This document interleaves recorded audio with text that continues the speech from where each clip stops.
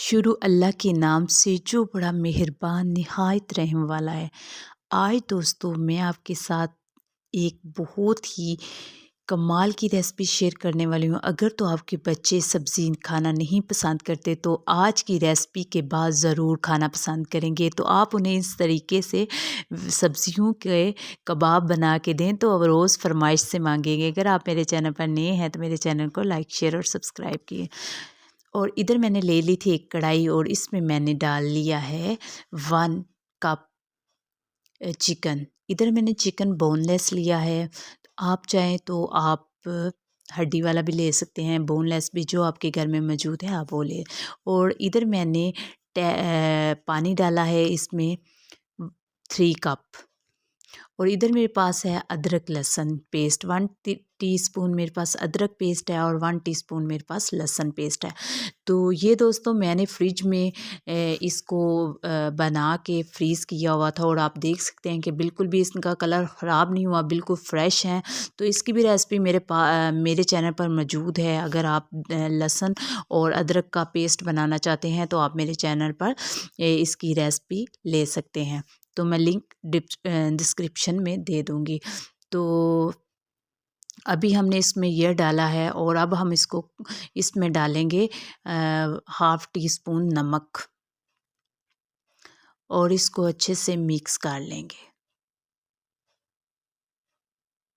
अदरक लहसुन डालने से ये फ़ायदा होगा कि चिकन की स्मेल ख़त्म हो जाएगी और एक अच्छा सा टेस्ट आएगा।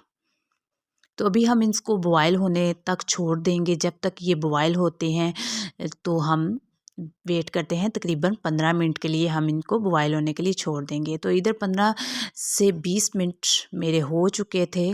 तो 15 मिनट में अभी पानी काफ़ी ज़्यादा था तो मैंने 5 मिनट इसको और लगवाया था, तकरीबन 20 मिनट हो चुके थे और इधर चिकन हमारी गल चुकी थी। तो इधर चिकन को मैं निकाल लेती हूँ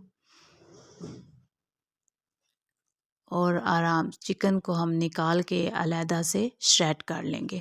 तो ये जो बाकी जो यखनी बची हुई है इसको हम बिल्कुल भी वेस्ट नहीं करेंगे, इसको हम इस्तेमाल में लाएंगे। इसी से बहुत अच्छा एक टेस्ट आएगा। तो अब इधर मैं इसमें डालूँगी वेजिटेबल। इधर मेरे पास थी 1 प्याली गाजर थी, इसको मैंने श्रेड कर लिया था। तो गाजर फ्रेश वाली मैंने ली है। आप भी कोशिश करें कि आजकल तो वैसे ही सब्ज़ियां बहुत ही फ्रेश और ताज़ी आई हुई हैं। तो इधर 1 कप ही मैंने 1 प्याली मैंने गाजर ली है और 1 प्याली ही मैंने बंद गोभी ली है और हाफ़ कप मैंने मटर लिए थे और 1 प्याली ही मैंने इधर आलू लिए थे और उनको भी मैंने श्रेड कर लिया था। और इधर मैंने हाफ़ प्याली जो है वो ली थी शिमला। तो अब इन तमाम सब्ज़ियों को अच्छे से मिक्स कर लेंगे और इनको हम स्टीम पर हल्का सा कुक करेंगे। बहुत ज़्यादा हमने इन सब्ज़ियों को नहीं गलाना, बस हल्का सा, क्योंकि सब्ज़ियां अपना भी पानी छोड़ती हैं और हमने ये जो यखनी है इसी में इसको गलाना है।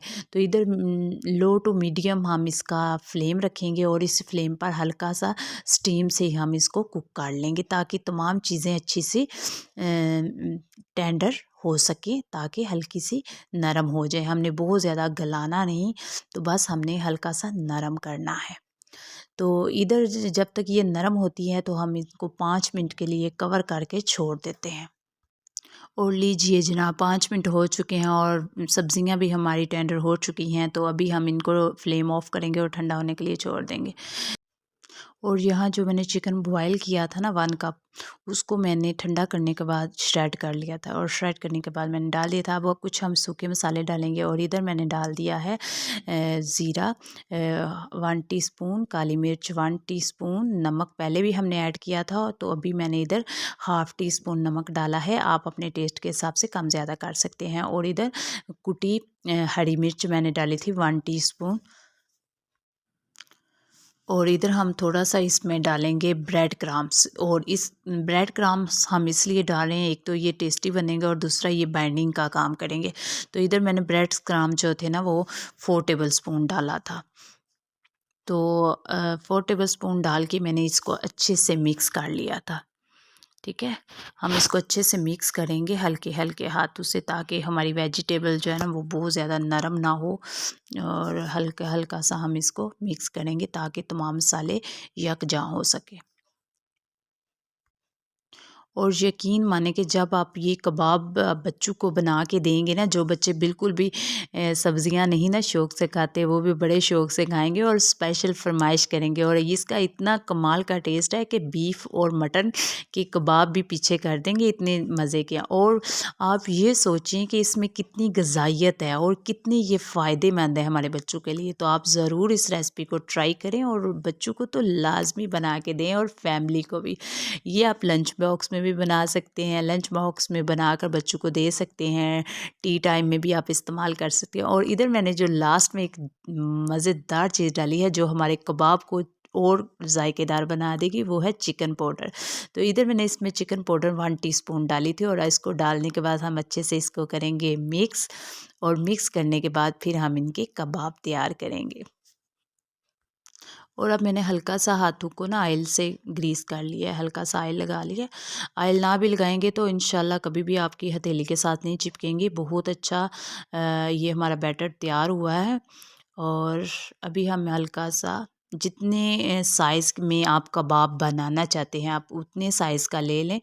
तो लेकर आप इसको इस तरह कबाब की शेप दे दें।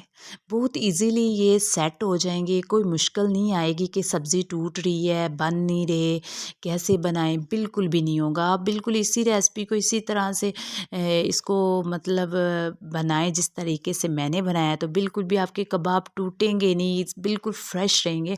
तो अभी हमने इधर एक अदद अंडा ले लिया है, ठीक है। तो एक अदद अंडा ले लिया है। वैसे तो इतने कबाब को 2 अंडे लगेंगे, मगर हमने अभी एक अंडा लिया है, फिर अब ज़रूरत पड़ी तो हम मज़ीद और लेंगे। और इधर मेरे पास है ब्रेड क्रम्स। तो ये ऑप्शनल है, अगर आप अंडे में कोट करके डालना चाहे तो अंडे में डाल लें, अगर आप ब्रेड क्रम्स भी लगाना चाहे तो वो भी लगा लें। तो मैं दोनों तरीके आपके साथ शेयर करूँगी। दोनों का मुख्तलिफ जायका होगा और कमाल का होगा। जो आपके बच्चे जिस हिसाब से शौक़ से खाना पसंद करते हैं, बस आप उनको उनकी मर्ज़ी से बना के दें, ताकि वो प्रोटीन और कैल्शियम वाली चीज़ें ज़्यादा से ज़्यादा खा सकें। तो इधर मैंने ऑयल को कर लिया है गरम, और ऑयल हमारा गरम हो चुका है। तो अब हम इनको मीडियम फ्लेम पर फ्राई करेंगे। तो अभी मैंने ब्रेड क्रम्स वाला एक डाला है, उसके बाद मैं अंडे की कोटिंग वाला डालूँगी। बहुत सिंपल सी है, ये देखें, ऐसे यूं टर्न करें और इसको आराम से इसके अंदर डाल लें। कोई ज़्यादा मुश्किल वाली बात नहीं है, बिल्कुल भी कबाब नहीं टूटेंगे। और ना ही आप ये मत सोचिएगा कि ये सब्जियों के बने हुए हैं और सब्ज़ी में पानी होता है तो ये पानी छोड़ेंगे, नरम पड़ जाएंगे। ऐसा कुछ भी नहीं है दोस्तों, आपकी मर्ज़ी के मुताबिक ये कबाब सेट होंगे, और यकीन माने बिल्कुल भी नरम नहीं पड़ते और ना ही ये टूटेंगे। आप ज़रूर इस रेसिपी को बनाएं।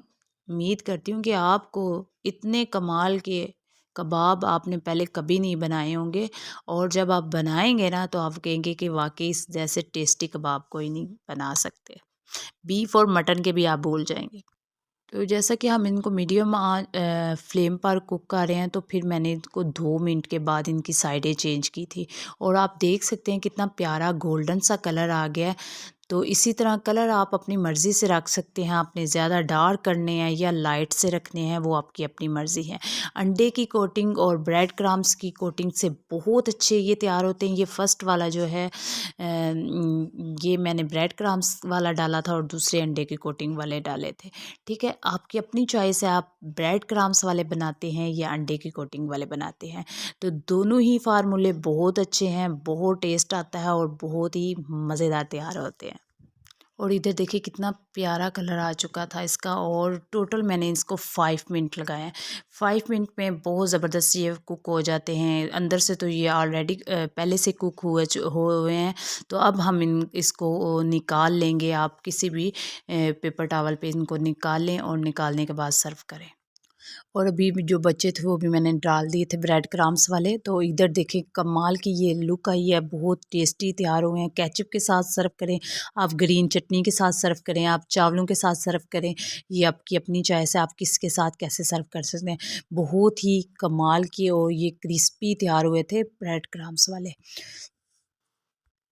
और बिल्कुल भी टूटे नहीं थे, ना ही इतने नरम बने थे। अंदर से तो इतने कमाल के और जूसी तैयार हुए थे, ये देखें। और बाहर से भी बिल्कुल फ्रेश लुक, मतलब कि वो बिल्कुल इतने नरम नहीं थे कि पकड़ने से टूट रहे हों।